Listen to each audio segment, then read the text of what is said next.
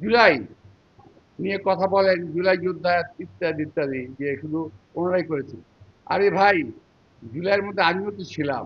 আপনি জানেন যে আজকে আমাদের আহ, এই সরকারের অনেক কাজের মধ্যে আজকে প্রথম যে কাজটা উদ্বোধন হলো, সরকারের 1 মাসে পূর্ণ হয়নি, এর মধ্যে যে আজকে ফ্যামিলি কার্ড বিতরণ হয়েছে, আপনারা শুনেছেন, অনেকেও দেখেছেন।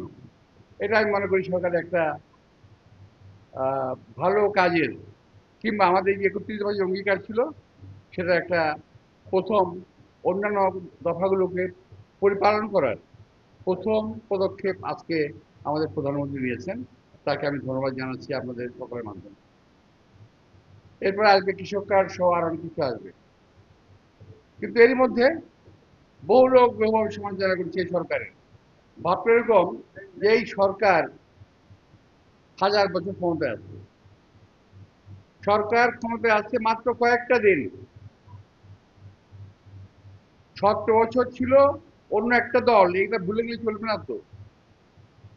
অনেকেই ভাবেন যে এই সরকারের বোধহয় 17 বছরের সরকার, বোধহয় 17 বছর সরকার। আসলে তা নয়। আপনাদের বুঝতে হবে, আপনারা সংবাদের পত্রের মাধ্যমে, আপনাদের মিডিয়ার মাধ্যমে তুলে ধরেন, এই সরকার 1 মাস এখনো পর্যন্ত 1 মাস পূর্ণ করে নাই। 1 মাসের সরকার। 17 বছর বাংলাদেশের মানুষ যেভাবে কষ্ট করেছে, একইভাবে আমরাও কষ্ট করেছি। অনেকে Next level, well done, side by side, free. July নিয়ে কথা বলেন, জুলাই যোদ্ধা ইত্যাদি ইত্যাদি, যে শুধু ওনারাই করেছে। আরে ভাই, জুলাইয়ের মধ্যে আমিও তো ছিলাম।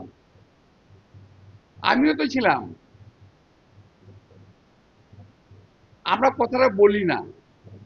জুলাই যোদ্ধারা বলেন যে তারা বয়স কম, তারা করেছেন, বারো আমরা তো না করি না, কিন্তু আমিও ছিলাম। কর্ণফুলির সামনে ছিল আমার অবস্থান। তো আপনারা যারা বলতে যাচ্ছেন এই সরকারের সময়, যারা এখনই করেন, কালকে দেখলাম স্লোগান নিয়ে মাঠে নেমে গেছেন ঢাকা বিশ্ববিদ্যালয়ে কোনো কোনো জায়গায়। ভাই, কার বিরুদ্ধে স্লোগান দেন? এই সরকার একটা নির্বাচিত সরকার। আপনি এটা ভাববেন না যে এই সরকার একটা আওয়ামী লীগের মতো রাতের অন্ধকারের ভোটের সরকার, কিন্তু না। এই সরকার কিন্তু কোটি লোকের ভোটে নির্বাচিত সরকার। স্লোগান দিয়ে নিজে দাবি কথা বলতে পারেন।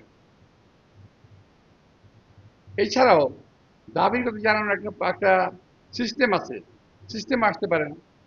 কিন্তু দয়া করে দেশে এই অবস্থায় এই সরকারকে বিব্রত করার চেষ্টা করবেন না। কিছু কিছু লোক ক্ষমতায় যাওয়ার লোভে দেশটাকে একটা অস্থিতিশীল পরিস্থিতির মধ্যে নিয়ে যেতে চায়।